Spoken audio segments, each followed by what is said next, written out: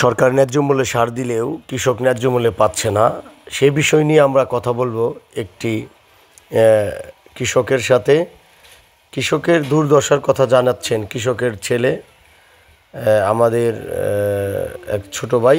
তিনি তার দুর্দশা নিয়ে কথা বললেন যে তারা ন্যায্য মূল্যে সার পাচ্ছে না এবং যে পরিমাণ টাকা দিয়ে তাদের ফসল ফলাতে হয় সেই পরিমাণ ন্যায্য দামটি তারা পাচ্ছে না এবং এতে ক্ষতি সাধিত হচ্ছে। তার মধ্যে আমরা কিনি বেশি দাম দিয়ে বিক্রি করার লাগে কম দামে। এভাবে তো আমরা মনে করলেন একবারে অচল।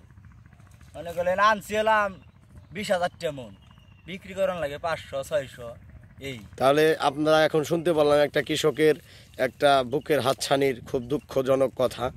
তো আচ্ছা, এই যে আপনি এই ভুট্টা চাষ যখন করলেন, এই টোটাল চাষবাসে যে খরচটা পড়ে ওই প্রক্রিয়াকরণে এই যে সরকার যে সার দিচ্ছে, সরকার তো অনেক কম দামে সার দিচ্ছে, আপনারা কি কম দামে পাচ্ছেন না সার নিতে সমস্যা হচ্ছে? আমাদের একটু বলবেন।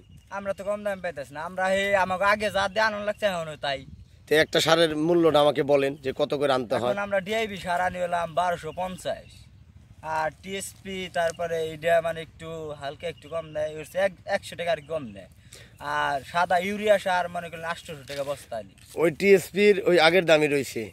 তো তাহলে সরকারের বিধি অনুযায়ী কোনো ডিলার কম নিচ্ছে না, সেটাই আমরা জানতে পারলাম আমাদের এক কৃষক ভাইয়ের মাধ্যমে।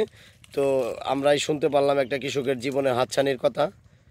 ক্রাইম নিউজ চ্যানেল থেকে আমি জীবন, মানিকগঞ্জ।